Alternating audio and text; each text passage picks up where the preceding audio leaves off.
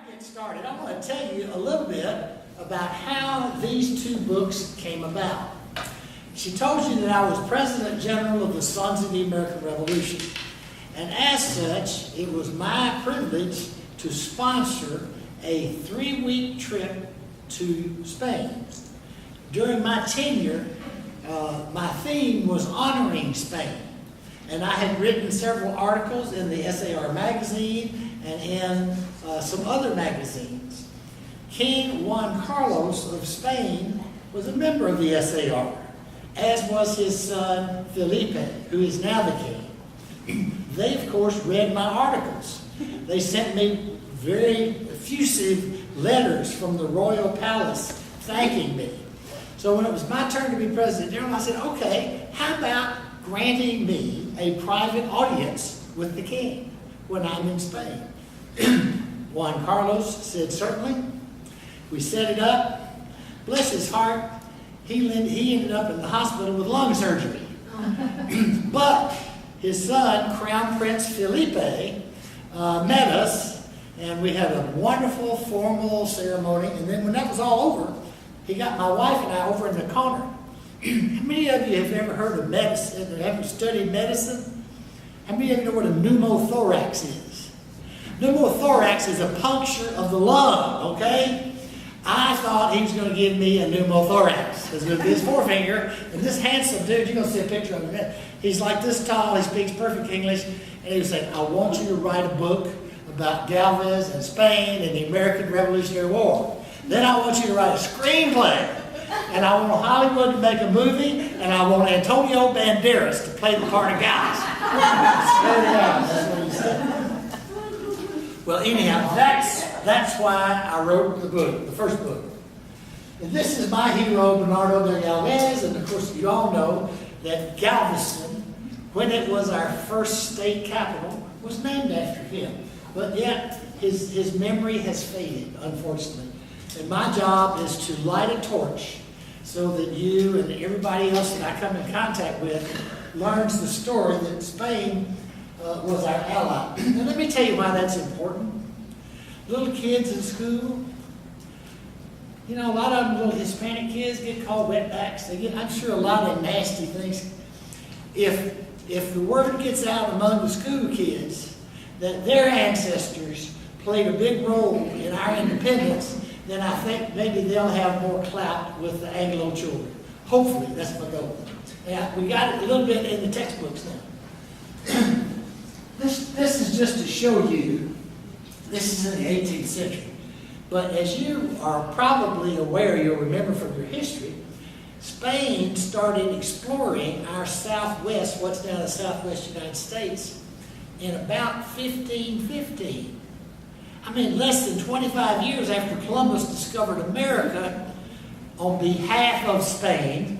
Let's get that clear, because Ferdinand and Isabella, the King and Queen of Spain, sponsored Columbus' trip. So the Italians have hijacked the holiday. I'm sorry. All right. Now let's talk just a minute about the Spanish Main.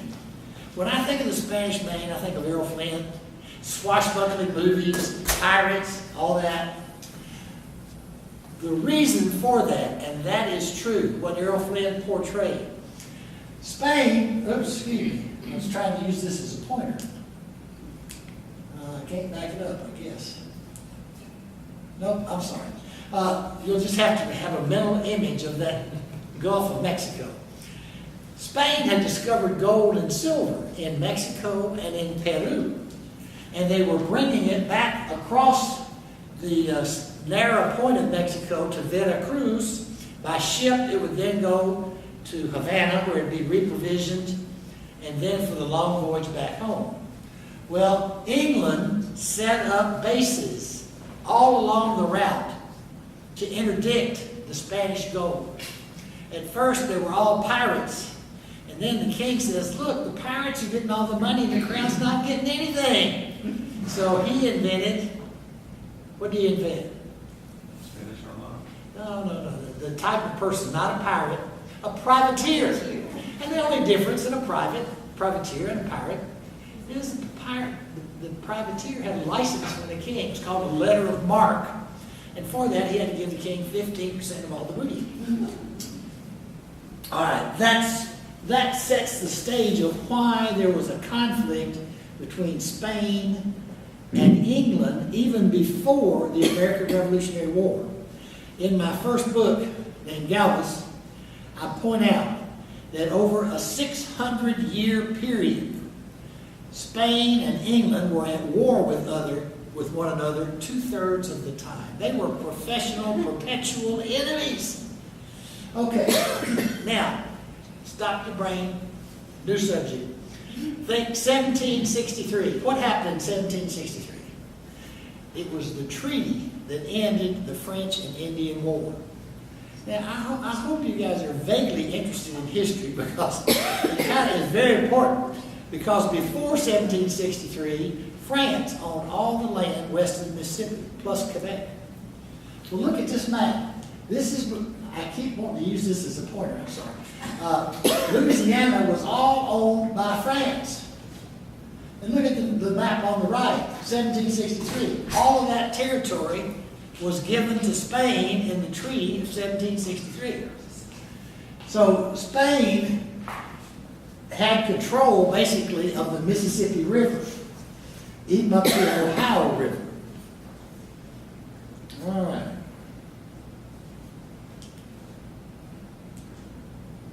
Now this is, bless his heart, when it came to looks, he just really got shortchanged. King Carlos III, he was a wonderful guy, but he was ugly. He really was ugly. And you know, the current king and his father are both very handsome men. And they're in the same line. I don't know what happened, but something got in there and messed it up for at least one generation. But most history books tell you that during the American Revolutionary War, that with regard to our allies, that King of Spain was taking orders from King Louis. Well, what do we know about King Louis? King Louis was 16 when he went on the throne. King Carlos had been a king for 38 years. You reckon he knew how to be a king? And as a 16-year-old, the history books say he was calling the shots. I don't think so. But, you know, historians, it's funny how historians write history. There's a fella who just died last week, 86 years old. He was a dear friend. I've been in his home, had dinner with he and his wife in Paris. And he was the big leader in the Paris, for France, SAR. He tried to have my book banned. He did. He tried to have my book. He asked the president, the then President General of the Sons of American Revolution, don't let him market his book with SAR members.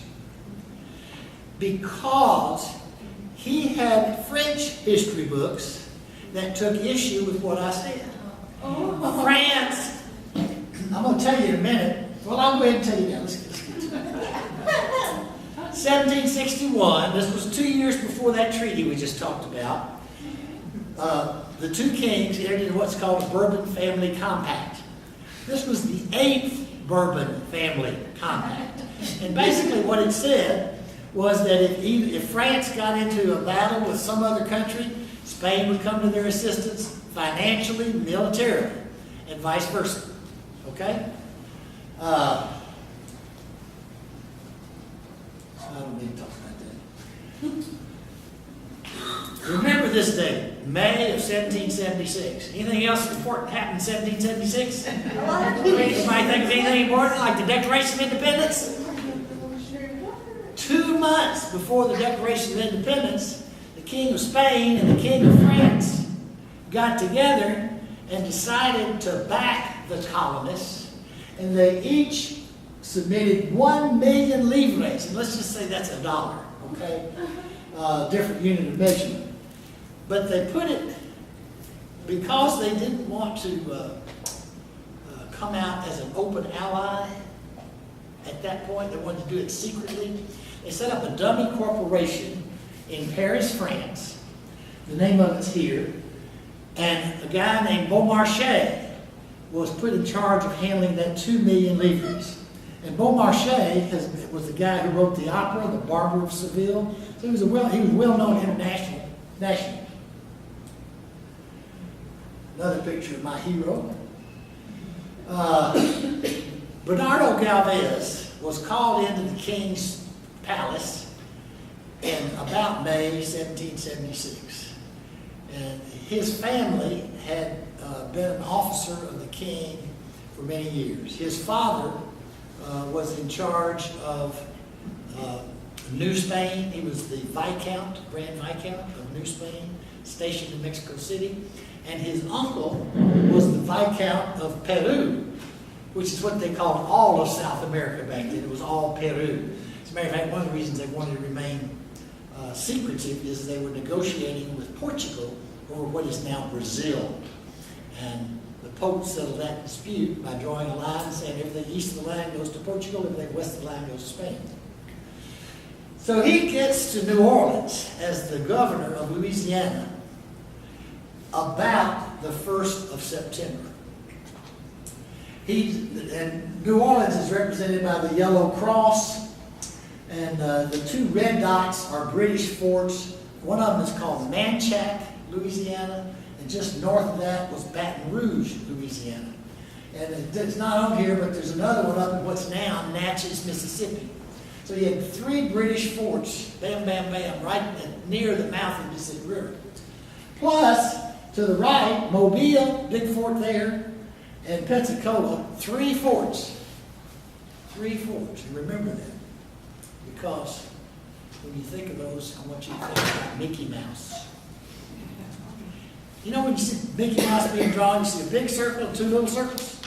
Well, that's Pensacola Fort. Big fort, 2 little forts. Just like Mickey Mouse ears. This gives you a little bigger picture of how he was surrounded, because down here in Central America, that's British Honduras. Jamaica, there were 3 British forts. Bahamas, 3 British forts.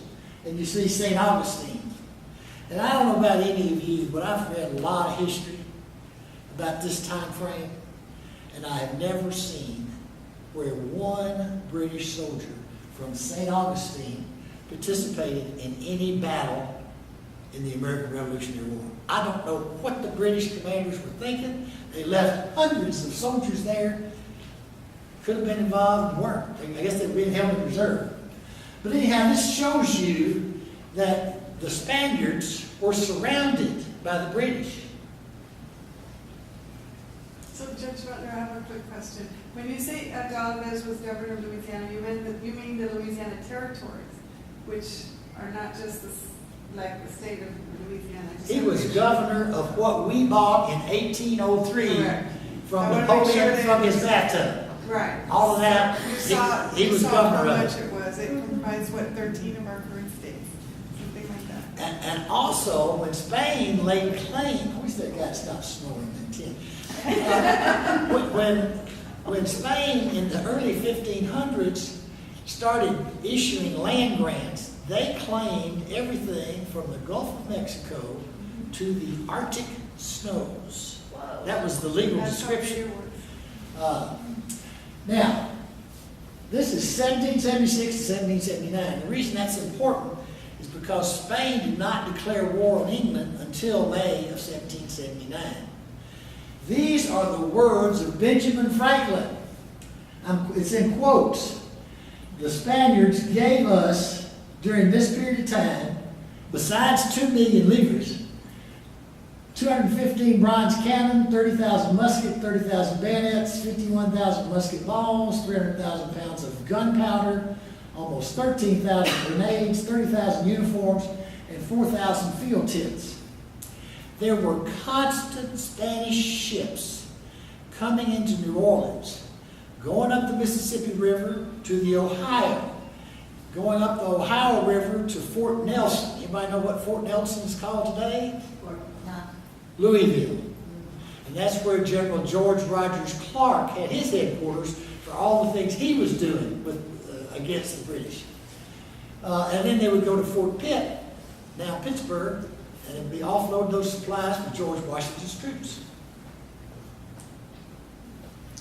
Okay, as I said, they declared war finally on May 8, 1779. Now, you remember I showed you those 3 British forts on the Mississippi River? Well, the first thing he wanted to do was to attack Manchac, which was the first one. When he left New Orleans, he had 700 soldiers under arms, Spanish soldiers.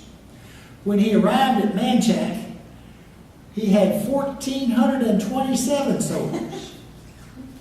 He picked them up as he went along. And let me tell you who his most fertile group of recruits were. They were Cajuns. Any of you know the story of the Cajuns? They were originally called Acadians from the east coast of Canada. And that was an area that was run by England. One day, several British ships came in the harbor to this little village. They told the people, you got 30 minutes to pack up whatever you can carry with you, because we're moving you to Louisiana. And those poor people, as they were with their armloads of goods, as the ships pulled out of the harbor, watching their houses aflame, their fields set afire, their livestock slaughtered in the field. Don't you know they have a dear and warm love for the British? And don't you know how easy it must have been for Gálvez to recruit those Cajuns to fight the British?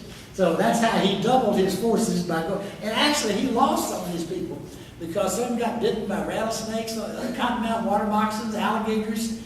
Some of them got yellow fever or whatever. The dengue fever going up. It took them 11 days back then to go up in the swamps. All right. Well, when they got to Manchac, the British didn't know that Spain declared war. So that was a slam dunk. I mean, that was easy. Just nobody was killed. And we're going to talk in a minute about every time he captures a fort, he not only takes soldiers out of the battle against the English, but he captures their cannon, their cannonballs, their gunpowder. And you know, back in those days, you couldn't call Amazon.com and say, I need 3 cannons and 14 cannonballs. There was no delivery. If you wanted a cannon, you had to get it from Europe, which took weeks. Even if it was ready on the pier, it'd take 6 weeks to get it here. So that was a big deal, capturing the enemy weapons. All right, now he had his work cut out for him, for the Battle of Baton Rouge. This shows he was a great tactician because he went up near the fort and he divided his forces into 2 elements. He sent one element in a heavily wooded area behind the fort. The other element he kept in front of the fort but hidden. And at night, they would dig tunnels, and they covered these tunnels up. And every day, in those tunnels, they would move cannon closer and closer to the British gate. He told the soldiers in the woods, I want you to chop down as many trees as you can, make as much racket as you can. At night, build 3 fires for every fire you need. I want the British to think that we're all in the woods. Well, there came a time, once all the preparations were ready, that he told the people in the woods to really start bombarding the fort. So after 3 days of bombarding the fort, the British commander, in his wisdom, moved all of the British cannon from the front of the fort to the rear of the fort to meet the challenge, right? As soon as he did that, boom, they blew open the front gate. They all went in, captured the fort, captured weapons, captured ammunition, took 375 prisoners. Pretty sharp fellow. All right. Not only did he secure the surrender of Baton Rouge, but the Baton Rouge commander was over the Natchez fort, and he asked him politely, would you write a letter to the commander of the Natchez fort and ask him to surrender, please? And he did. And they surrendered, not a shot fired, 80 more prisoners. So, just in the first few weeks that he was involved, what did he accomplish? Didn't tell you, he got 8 vessels, British vessels, off of Lake Pontchartrain. They were raiders. Got 5 forts, 8 ships, stockpiled weapons, and 1,000 prisoners that will never fight against the English again, or against the Americans again. So, Then his next job was Mobile, again, as a tactician. He divided his forces into half. He sent half of them by land to attack Mobile from New Orleans, to Mobile to attack from the rear, and the other half went down the Mississippi River in those 8 British ships that they captured, one of which was named the Galveston, and it was his flagship. Well, I'm not going to take a long time talking about this. My wife says, Ed, women don't want to hear about battles. They're not interested in that. And so I have to weigh this, because I see some people got a glazed look and other people are, yes, I love it. But you see, this lasted over a month. But he had a flotilla of Spanish ships from Havana join him. And between the 3 elements, they captured Mobile. Now, being a prudent tactician, before he went to attack Pensacola, his final place in the Gulf, he reinforced Mobile. He left 500 soldiers there, and he left 2 warships there to guard the bay, Mobile Bay. Pretty smart fellow, because before he got to Havana, the British did have a counterattack, and they were defeated again because he had reinforced Mobile. Pretty smart guy, I think. All right, now, the sad part. He set out for Pensacola, and unfortunately, there's no CNN or Weather Channel back then, and so he didn't know there was a hurricane. He lost half his fleet. He left Havana with 15 warships, 59 transport ships with troops, with 164 officers and almost 4,000 men. And the headline of the London Times 2 months later said 2,000 Spanish sailors lost at sea. And that was true. So he had to go back to Havana. It's a good thing that he had a good relationship with the king. He had to start writing letters. I need more ships. I need more men. If we're going to we need to take Pensacola.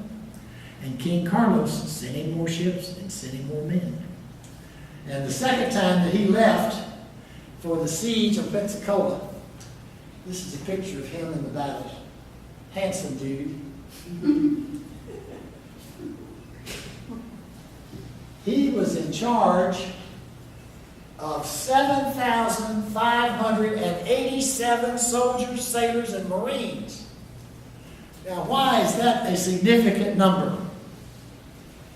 How many soldiers did George Washington have in the Continental Army? About 6,000. How many soldiers did General Cornwallis have from the British Army at Yorktown? About 6,000. So this was the largest force of military involved in any battle in the American Revolutionary War.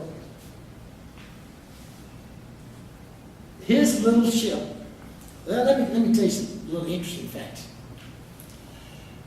When they first attempted to enter Pensacola Bay, the lead ship was an Admiral Solano from Havana.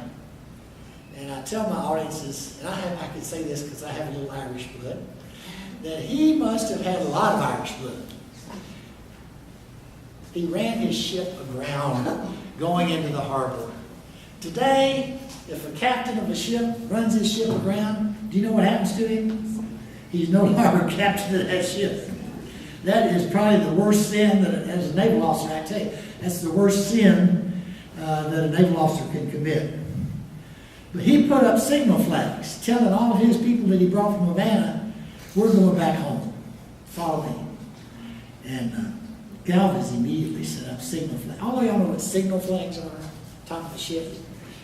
He set up signal flags saying, stand fast, wait for my order. That night, he had 3 seamen in a longboat. They had a rope with knots every 6 feet and a weight on the end of it.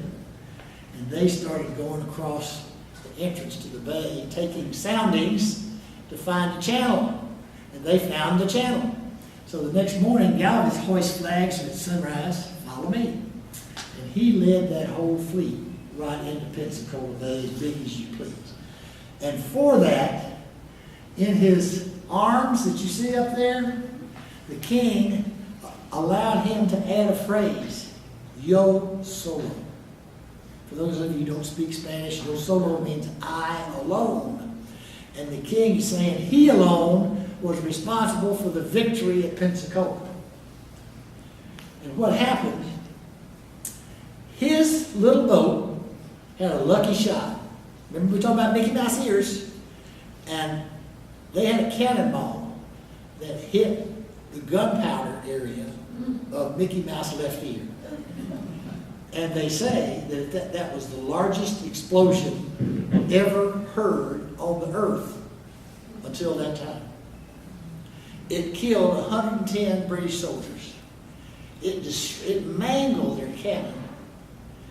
And so Gálvez moved his cannon into Mickey Mouse left ear. And it didn't. He had the guys from Mobile firing from behind. All his ships, plus the ships from Havana, were firing from the bay. So they had Fort Pensacola completely surrounded. And when the British commander realized no help was coming, he surrendered. So what had Gálvez accomplished by this time? He had, if any of you remember Churchill during the Second World War, we need a second front.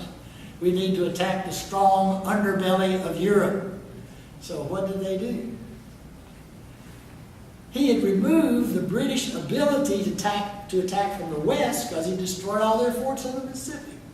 And he had removed them from the Gulf, preventing an attack from the south.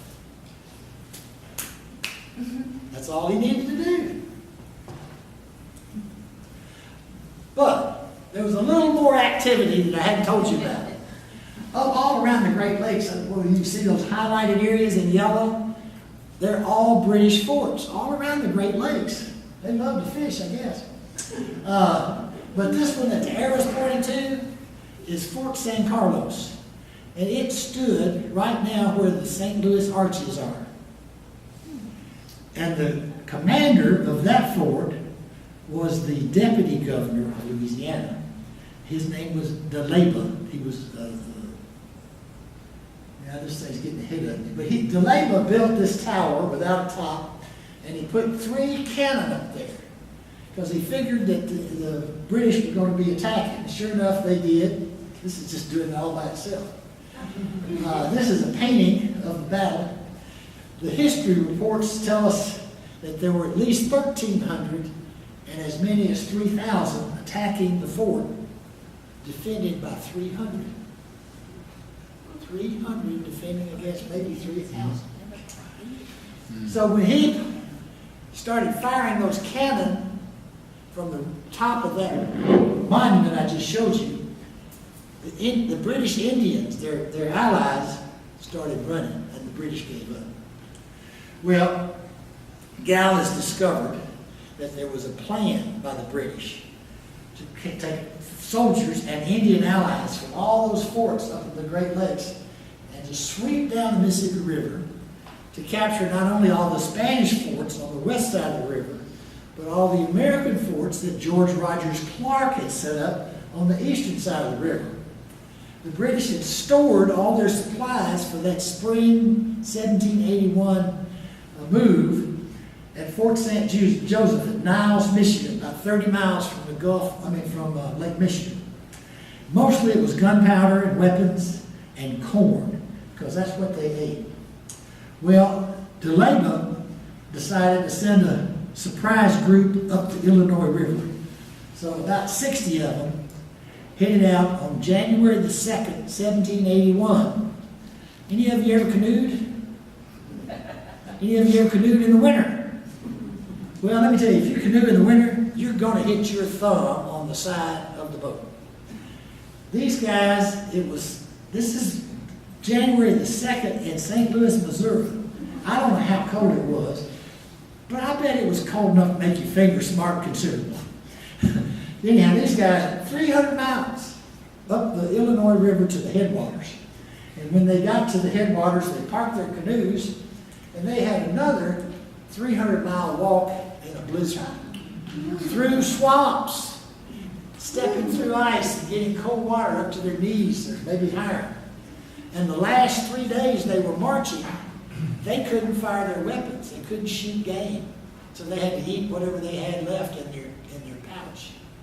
But they got there, and they were successful because the British were gentlemen. They didn't fight in the winter. They weren't ready for a fight.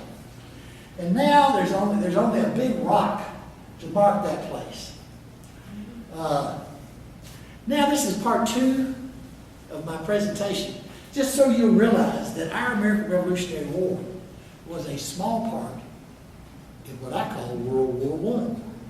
Because this really was World War I. I show you here in Honduras and Guatemala, the British and the French, everybody wanted to be in Central America because they saw it was a narrow isthmus of land connecting the Pacific to the Atlantic. And they, of course, they weren't thinking about a canal at that time, but they were thinking like the Spaniards brought goods from the Philippines to Acapulco, and then over the mountains by Burro to Veracruz to Havana, where there were 8 battles here between the French and the Spanish over Honduras. Now, that wasn't the only place they were fighting. Gibraltar had originally been owned by Spain, but by a treaty, England had gotten it hundreds of years before. And believe me, that's still a bone of contention by the Spanish. And it may be they're going to get it back, because some things that have happened. I hope they do. Any of you ever been to Gibraltar? Strange place to get there. You have to drive across the runway. You have to stop the plane traffic so the cars can come across. And there's baboons all over the place. All right. They were also fighting in Goa, which is an enclave in India, in South Africa, in the Philippines, any place on the high seas where there was a French ship or a Spanish ship that ran into an English ship, they had a battle. So it was a world war. All right, so now we're back to Yorktown. The French army is threatening to revolt. Hadn't been paid in 3 months. Many of them had revolted. Many of them had found some pretty little American girls and just kind of gone off to farm. They just kind of walked away. A lot of American guys did that too. But Gálvez was finally asked if he could loan some money to the French so they could pay their troops. He had to go to Havana. It took him 8 days to get to Havana. But when he arrived in Havana, within 24 hours, he raised 500 million livres. Here again, like dollars.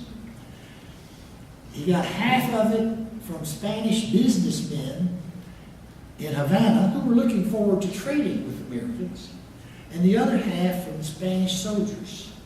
And they didn't charge any interest. And they knew that a treasure ship was due any day, and they knew they'd get their money back. And they did. But nevertheless, Gálvez put that money on a French ship and sent it to Virginia.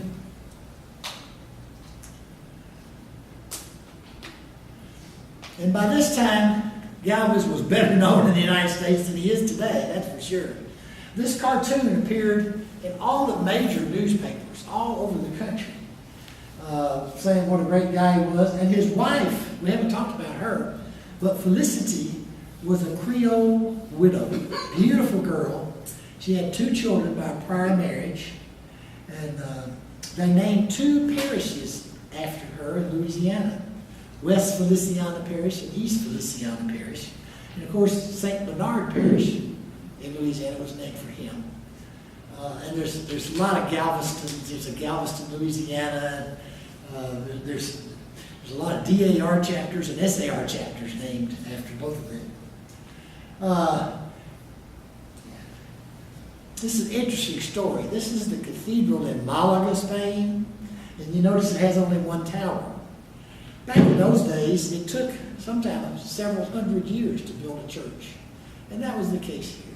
They had a fund saved up. They were saving up to build the South Tower. Gálvez grew up within 30 miles of this cathedral in a little town, Marchavarilla. Is that pretty close to it? As an Anglo, it's hard for me to say that. But anyhow, it's a little, I've been there. It's a beautiful little village. about 30 miles away, and this is where he went to church. He was a member of this church. He talked them into giving him the money that they had for the tower to be used to buy arms and ammunition. And the ladies in the church weren't even asked. They volunteered their jewelry, which he sold to buy arms and ammunition. Well, that's a long time ago, 15 cents. Won't get you much these days, but they did have the stamp in his honor, and that's the Spanish imperial flag he's flying. And during the time that he was working for the United States in New Orleans, he received letters of appreciation from George Washington, Thomas Jefferson, Patrick Henry, and George Rogers Clark. And George Rogers Clark said that he could not have been successful out of Louisville, all over Indiana, Ohio, had it not been for Spain's assistance. Because he wasn't getting any money from Virginia, and he wasn't getting any money from the Continental Congress.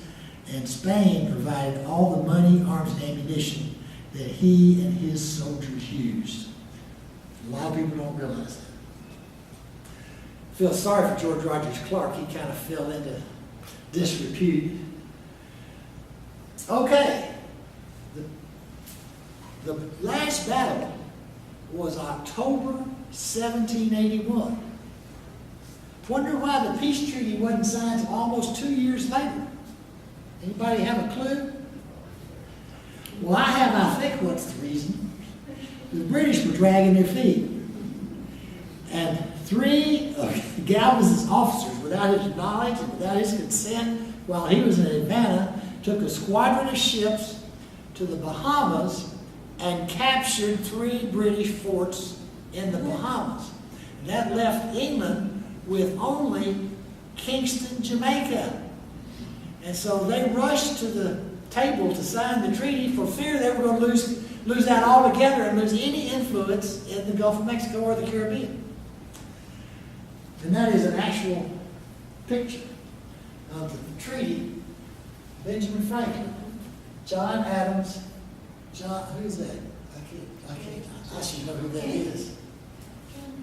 Sure can't write very well.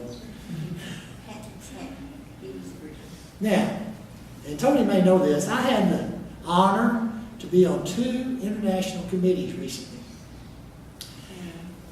One of them was to hang Gálvez's portrait in Congress, because in 1783, they promised to hang his portrait there. Of course, they didn't have a Congress building in 1783. So, it was hung December the 12th, 2014. The second committee I had the pleasure of being on was to make him an honorary citizen of the United States. 2 days later, President Obama signed the order making him the 7th individual in our history to become an honorary citizen. Now, I don't know all of them offhand, but I know Winston Churchill's one of them, Mother Teresa is the other, and that's pretty dadgum good company to be in. Pretty good company.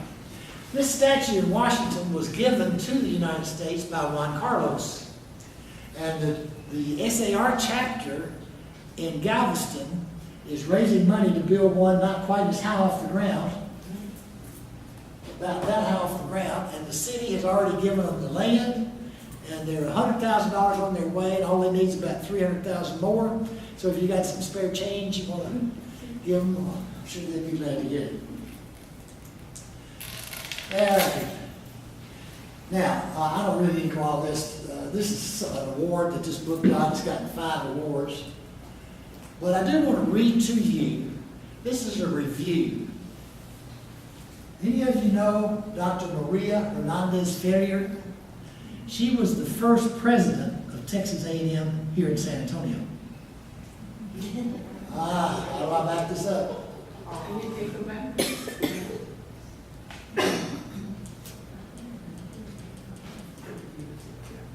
I do want to read this to you, so bear with me. Won't take this. I'm learning this equipment. We'll call it a review.